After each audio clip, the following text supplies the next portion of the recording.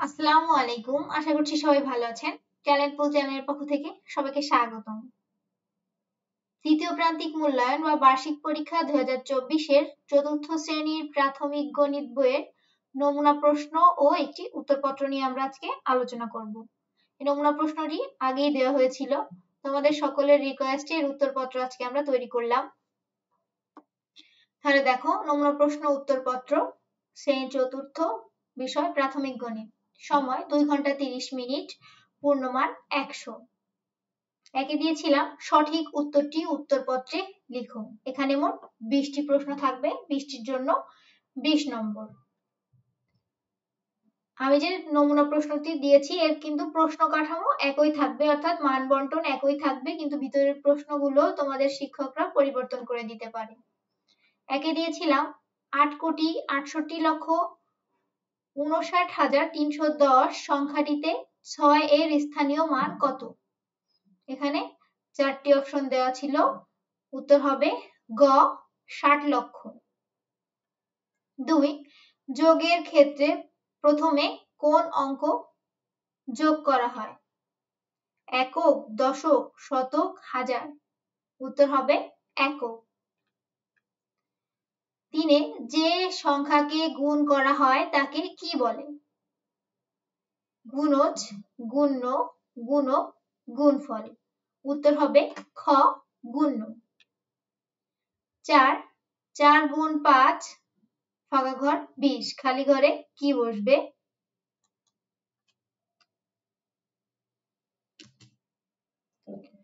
সমান, বড়, ছোট, সমান নয়? উত্তর হবে সমান।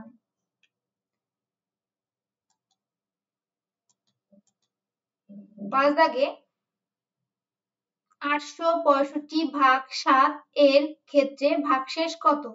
2, 3, 4, 5? উত্তর হবে গ 4।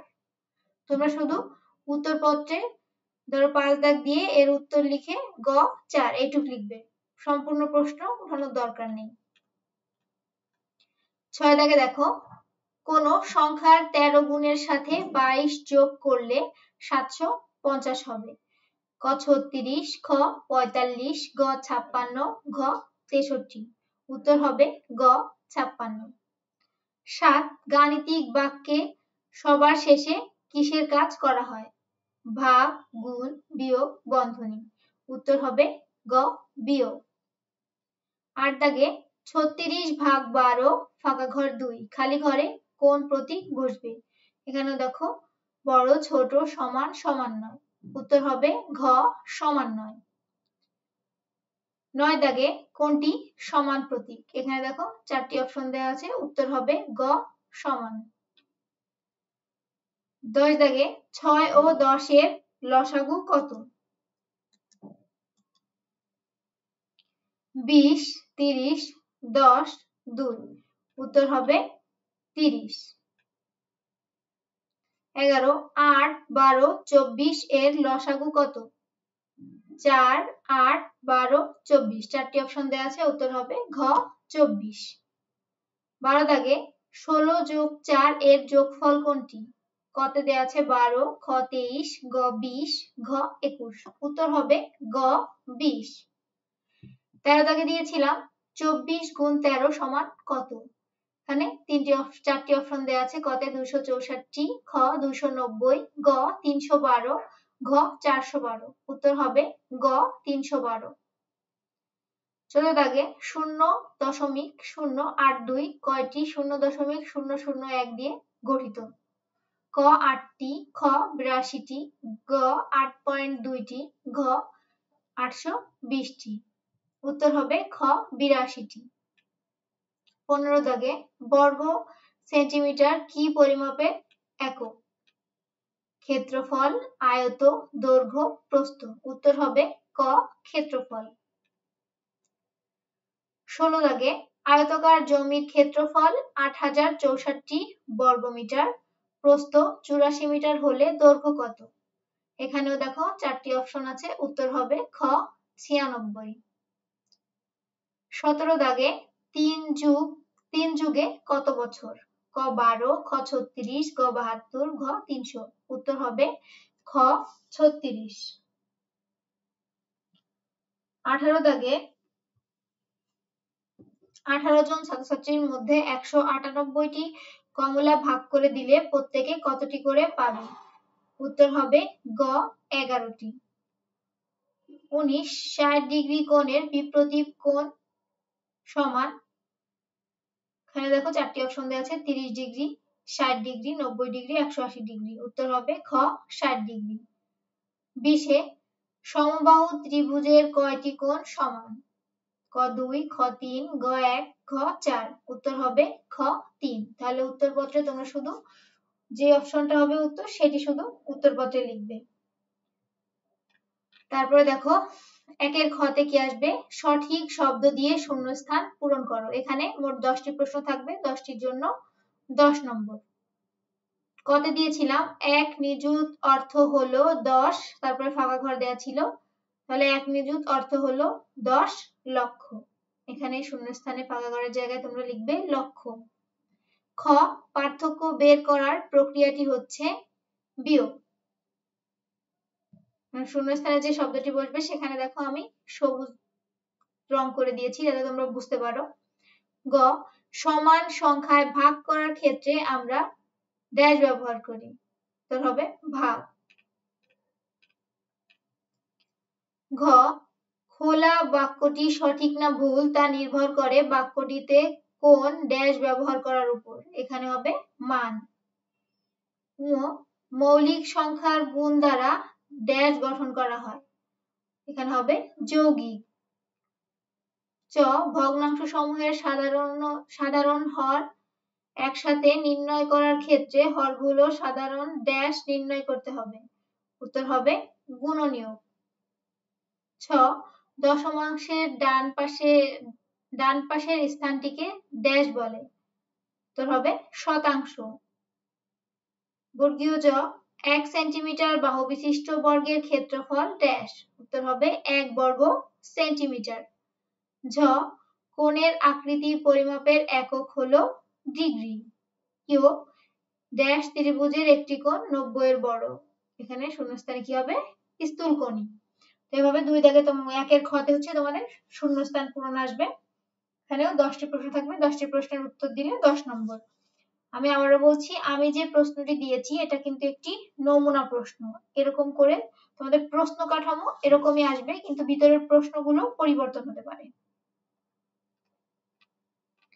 দুই দাগে আসবে দেখো সংক্ষেপে উত্তর দাও। এখানেও 20টি প্রশ্ন থাকবে, প্রতিটিতে 1 নম্বর করে, মোট 20 নম্বর। একে দিয়েছিলাম দেখো 2 নিযুত সমান কত লক্ষ? উত্তর হবে 20 লক্ষ। 2 বিয়োজন বিয়োগ বিয়োজ্য সমান কি? উত্তর হবে বিয়োগফল। 3 91 গুণ ফাঁকা ঘর সমান 364 গুণ 2, খালি ঘরে সংখ্যাটি কত হবে? উত্তর হবে 8। 4 40 গুণ 465 সমান কত? উত্তর হবে 18,600। 5 12 কেজি চালের দাম 624 টাকা হলে 1 কেজি চালের দাম কত? উত্তর হবে 52। 6 ভাজক 33 ভাগফল 22 এবং ভাগশেষ 10 হলে ভাজ্য কত? উত্তর হবে 736। 7 16 বিয়োগ 4 যোগ 6 সমান কত? উত্তর হবে 6। 8 5টি পেন্সিলের দাম 60 টাকা হলে 9টি পেন্সিলের দাম কত? উত্তর হবে 108। 9 4 গুণ 5 বড় 7 বিয়োগ 2 গুণ 4, বাক্যটি কি রূপ? উত্তর হবে ভুল। 10 দিয়েছিলাম অজানা বাক্য বোঝাতে কি প্রতীক ব্যবহার করা হয়? এর উত্তর হচ্ছে অক্ষর প্রতীক। 11 3 12 24 এর গসাগু কত? উত্তর হবে 3। 12 6 এর 3টি গুণিতক লিখো। উত্তর 6 12 18। 13 1 এর সমান ভগ্নাংশে লব ও হর কেমন হবে? উত্তর হবে সমান। 14 কতটি শূন্য 3.1 মিলে 3.2 হয়, উত্তর হবে 32। 15তে 100 কেজি 10 গ্রামকে কেজিতে প্রকাশ করো, এর উত্তর হচ্ছে 100.10 কেজি। 16 90 মিনিট যোগ 35 মিনিট কত ঘন্টা কত মিনিট, উত্তর হবে 2 ঘন্টা 5 মিনিট। 13কে ট্যালি চিহ্ন দ্বারা প্রকাশ করো, এখানে দেখো 17কে ট্যালিতে কিভাবে লিখতে হয় এখানে দেখো লেখা আছে। 18 7কে ট্যালি চিহ্ন দ্বারা প্রকাশ করো, এই যে এখানে দেখো আমি লিখে দিয়েছি। 19 ত্রিভুজের 3 কোণের সমষ্টি কত, উত্তর হবে 180 ডিগ্রি। 20 এক সরলকোণ সমান কত ডিগ্রি, উত্তর 180 ডিগ্রি।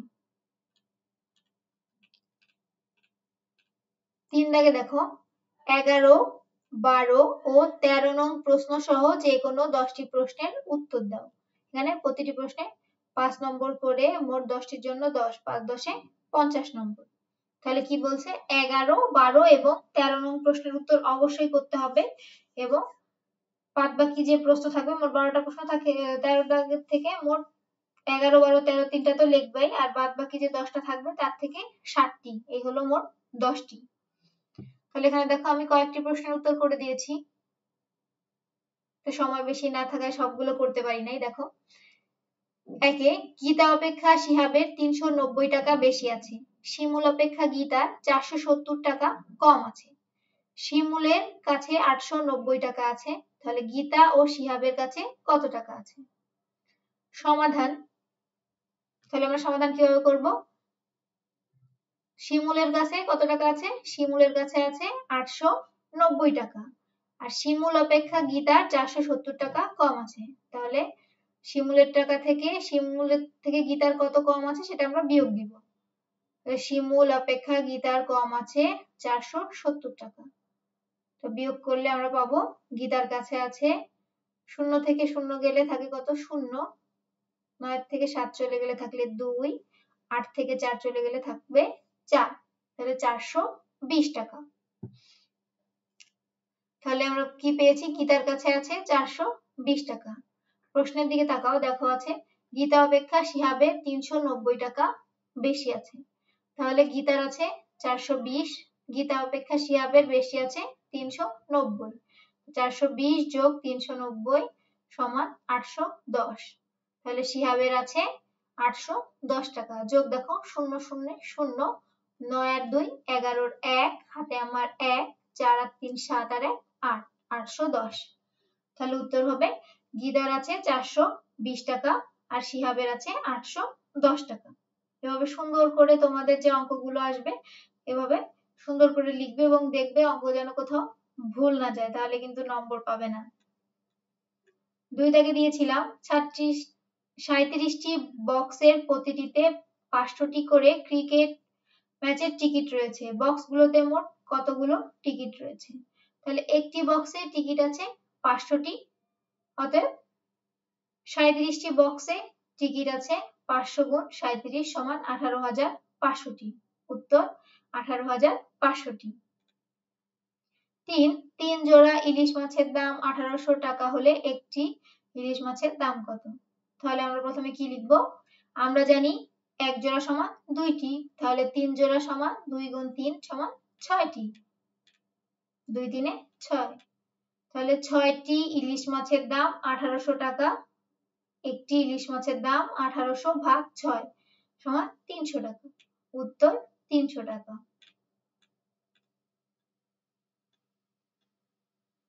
তারপরে দেখো 6 দাগের উত্তর করেছি, দুইটি সংখ্যার মধ্যে দুইটি ঘন্টার মধ্যে ক ঘন্টাটি প্রতি 8 মিনিট অন্তর এবং খ ঘন্টাটি প্রতি 6 মিনিট অন্তর বাজে, ঘন্টা দুটি দুপুর 12টায় একত্রে বাজে, পরবর্তী কোন সময় ঘন্টা দুইটি বাজবে। তাহলে সমাধান কিভাবে করব আমরা, ক ও খ ঘন্টা দুইটি একত্রে বাজার সময় হলো 8 ও 6 এর লসাগু, তাহলে লসাগু করতে গেলে আমাদের কি করতে হবে, 8 এর গুণিতক গুলো আমরা বের করব, তাহলে 8 এর গুণিতক হচ্ছে 8 16 24, 24 32 আরো আছে, আমরা এখানে 3টি করে নিয়েছি, আর 6 এর গুণিতক হচ্ছে 6, 12, 18, 24। তো এর থেকে গুণিতকের ক্ষেত্রে কি হবে, যে দুটি মিলবে সেটি হবে লসাগু। তাহলে 8 এর মধ্যে আছে 24, 6 এর গুণিতকের মধ্যে আছে 24। তাহলে 8 ও 6 এর লসাগু হচ্ছে 24। তো উত্তর আমরা কি পেলাম, ঘন্টা দুইটি 24 মিনিট পর পর বাজবে। তাহলে দুপুর 12টার পর দুপুর 12:24 আবারও বাজবে। তারপরে দেখো আরেকটি করেছি 9 দাগ দেখো, অরুণের বাসা থেকে তার চাচার বাসার দূরত্ব 9.8 কিলোমিটার। সে বাস স্টপ পর্যন্ত 950 মিটার পায়ে হেঁটে এবং 6.5 কিলোমিটার বাসে অতিক্রম করে। চাচার বাসায় যেতে আর কতখানি পথ বাকি রয়েছে তা কিলোমিটার এবং মিটারে প্রকাশ করো। সমাধান দেখো, 1 মিটার সমান 0.001 কিলোমিটার। তাহলে 950 মিটার সমান 950 গুণ 0.001 কিলোমিটার সমান 0.950 কিলোমিটার। তাহলে অরুণ পায়ে হেঁটে যায় 0.950 কিলোমিটার, আর অরুণ বাসে করে যায় দেখো 6.5 কিলোমিটার। তাহলে অরুণ বাসে করে যায় 6.5 কিলোমিটার।